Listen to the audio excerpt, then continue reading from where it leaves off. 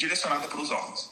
Depois a gente encerra com uma oração novamente. Nesse período da palavra, se alguém quer ter uma oração específica, escreva na mensagem aí e no final eu vou orar, tá bom? Hoje quem vai trazer a palavra do devocional é o Diego, então pode assumir aí o Diego, fica à vontade. Amém, amém. Bom dia a todos os que estão na tela aqui, pastor Anderson, Luciano, Luiz, Rogerião. Vida é profética, né? Amém, amém. Que maravilha, né?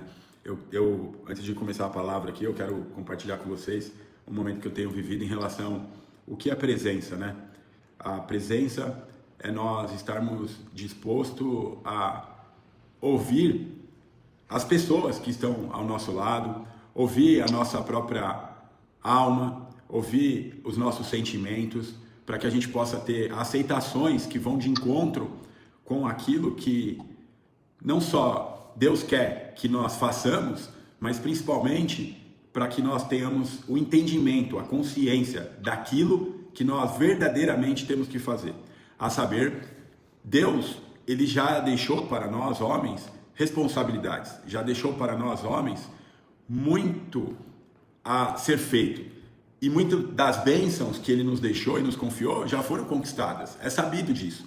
Mas nós precisamos ter o discernimento de ter a presença conosco mesmo e também de ouvir a voz de Deus, deixando que os ruídos que tentam subjugar a nossa alma roubam aquilo que é o propósito individualmente para cada um e obviamente coletivamente, a saber, o reino. Então, diante dessa introdução, qual eu tenho buscado e vivido, eu quero deixar aqui registrado a palavra. São 3 livros, né? Colossenses 2:8, se você puder anotar, anota, senão vai estar gravado aí. Romanos 12:2, tem alguém 12 aí? Em nome de Jesus?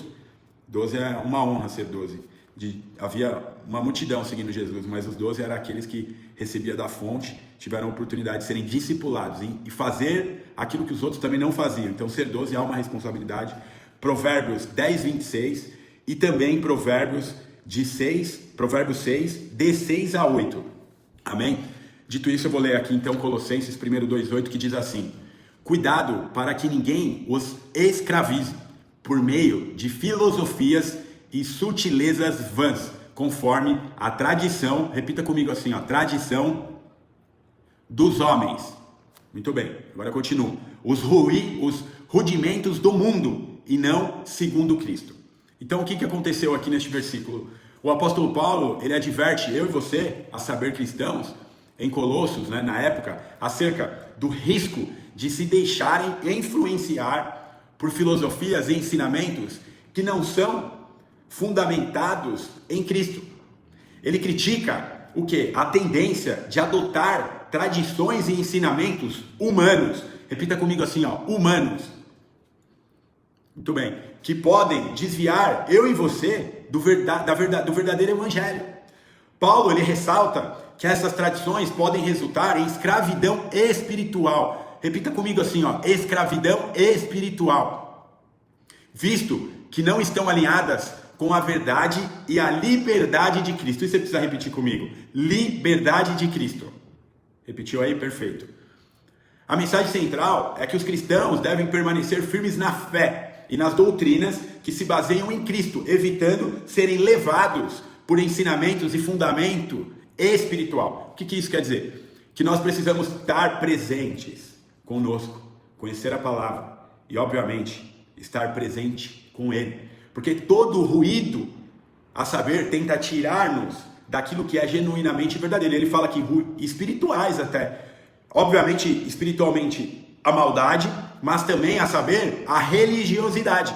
Mas vamos prosseguir aqui. Romanos 12:2 diz assim: e não vos conformeis com este mundo, mas transformais pela renovação da vossa mente, a fim de que experimentais qual é a boa, repete comigo assim, boa, agradável e perfeita vontade de Deus. Então, neste versículo, da mesma forma, Paulo, ele exorta os cristãos, a saber, eu e você, a não se conformarem com as normas e valores do mundo. Em vez disso, ele incentiva a transformação por meio da renovação da mente. Esse processo envolve um esforço consciente para permitir que a presença de Deus e a palavra de Deus moldem o nosso pensamento e, claro, as nossas atitudes. A ideia é que a renovarem a mente, eu e você, nós crentes, consigamos discernir e vivenciar a vontade de Deus em nossas vidas, a qual é descrita, como nós dissemos aqui, boa, perfeita e agradável. Essa transformação, ela é essencial para que se leve uma vida boa, que reflita valores e o reino de Deus. O que acontece hoje se nós não tomarmos cuidado em relação a entender a presença? Repita comigo assim, a presença de Deus. Nós podemos entrar numa direção de trazer aí o mundo para as nossas vidas, o mundo para a igreja, fazendo com que a rota seja contrária ao transicionar da mente. Se nós, que somos cristãos, não temos a capacidade de transicionar a nossa mente e somos influenciados e transicionados a moldar o mundo em nós, o mundo na igreja, nós não estamos vivendo a verdadeira palavra. Então, neste versículo, o que acontece? Ele compara a presença de uma pessoa... Não, esse aqui, do reino, né? Então, nós temos que ter o entendimento e o discernimento de sabermos que nós temos que transicionar a nossa mente na palavra, guiados com a presença de Deus, para não ser influenciados por vozes e ruídos externos. Agora, para penúltimo que eu vou ler aqui, ó, Provérbios 10, 26. Depois isso tudo vai se fechar e vocês vão entender o contexto. Essa é muito forte. Como vinagre para os dentes e a fumaça para os olhos, assim é o preguiçoso para aqueles que o enviam. Então, neste versículo, compara a presença de uma pessoa preguiçosa a vinagre nos dentes e fumaça nos olhos. Ambas as situações, elas incomodam e desagradam. A ideia aqui é que o preguiçoso causa frustração e desconforto às pessoas que esperam que ele cumpra as suas responsabilidades. Assim como o vinagre danifica os dentes, a fumaça irrita os olhos. A preguiça de uma pessoa pode prejudicar as interações e a produtividade de um grupo, de uma família e de um corpo, a saber, a igreja.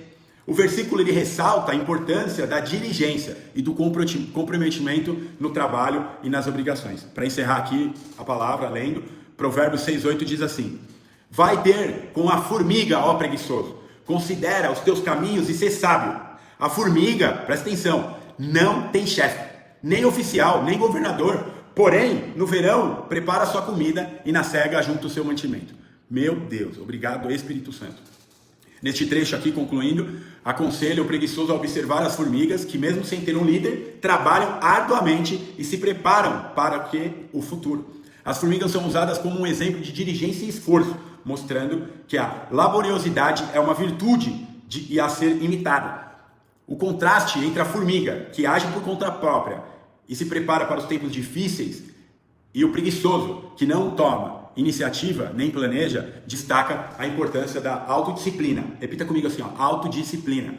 E da iniciativa para alcançar o sucesso e evitar misérias futuras.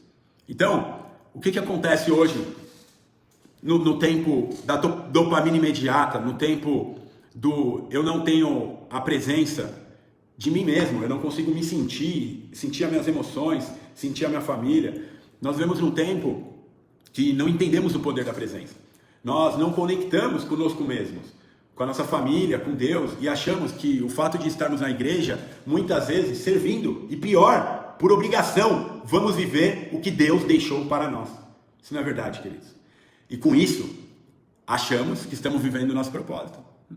Pessoas frustradas, correndo de um lado para o outro, por não conhecerem e não se dedicarem, porque estão com preguiça de buscarem a presença de Deus, a saber a sua palavra e a saber a intimidade, fazem de tudo e não fazem nada, não geram resultado nenhum, se frustram, ficam deprimidos, fora da essência e do propósito daquele que me chamou e te chamou.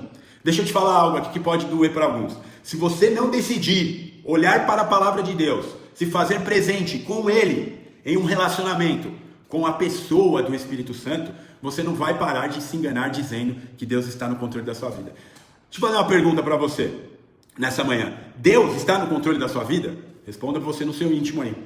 Se está, muito bem. Se não está também, muito bem.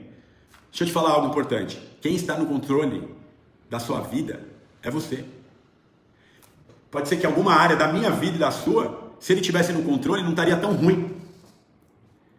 Devemos primeiro mudar a nossa mente, como lemos, transicionar a nossa mente para ouvir, parar de ouvir pessoas do mundo, notícias, feed, olhar a vida alheia, até pessoas que estão na igreja, que muitas vezes são religiosas e não mudam a própria vida. A saber, assim como lemos acima, não podemos ser vinagre para os dentes e nem fumaça para os olhos. Sermos preguiçosos e dizer, Deus está no controle. Só uma rema aqui, essa palavra Deus me deu no encontro com Deus, onde nós estávamos no quarto e eu estava ao lado as mulheres, né? E eu vi uma, não sei quem é, tá? Peraí. Mas falou assim, Deus está no controle. Aí aquilo ficou remoendo em mim, né? Eu falei, meu Deus, será que Deus está no controle mesmo? Será que muito não nos cabe? Então, olhe para as formigas. Ninguém fica mandando, cobrando elas. Fazem o que deve ser feito. Como eu e você vai saber o que deve ser feito se nós não temos a presença daquele que nos chamou? Você vai ficar ouvindo vozes e fazendo o que te pedem. Claro que quando nós chegamos na igreja é óbvio que a gente tem que servir para a gente poder saber até muito daquilo que é o nosso propósito, porque nós chegamos totalmente desajustados, sem intimidade, precisa de direção, precisa servir, precisa descobrir, mas nós precisamos amadurecer, e amadurecer requer dor. Por isso que tem empreender, investidor, tudo termina com dor. Então, buscar a presença de Deus, você vai ter que deixar de ser preguiçoso. Amém? Eu e você, essa palavra primeiro me ministrou. Então, essa palavra é para você cuidar da sua vida com Deus, para depois sim, você servir de todo o coração. Pare de ser hipócrita, de se enganando os outros com a motivação errada, achando que engana Deus. Eu e você não enganamos Deus. Precisamos se arrepender. Precisamos buscar a presença de Deus no secreto, no íntimo, para não fazer as coisas para homens, mas fazer verdadeiramente, genuinamente para aquele que me chamou e te chamou. Porque assim seremos conhecidos pelos frutos. Repita comigo assim, ó, pelos frutos. E os frutos, ele é gerado sem escândalo. Ele é gerado sem anúncio, né? Ninguém fica falando para a macieira da maçã. E ela não fala assim, eu dei a maçã, o pastor Walter não gostou da maçã. Pouco importa, se você não gostou da maçã, é problema seu. Ela continua dando maçã. Então, essa palavra é para que nós tenhamos consciência do que devemos fazer de verdade, de fato, para Ele. Para Ele. Porque somos homens, sacerdotes. Você vai ser um modelo e eu para nossa casa. Nós devemos ser um modelo de dentro para fora. A saber, começando eu comigo mesmo. Amar a Deus e amar o próximo como a si mesmo. Queridos, se você for hipócrita, não amar a Deus, não se amar, você não vai amar ninguém. Você vai dar tapinha nas costas, mas é mentira. Você vai ser mentiroso. Então, essa palavra é para doer. Porque tudo que gera resultado, no final é dor. Investidor, empreendedor.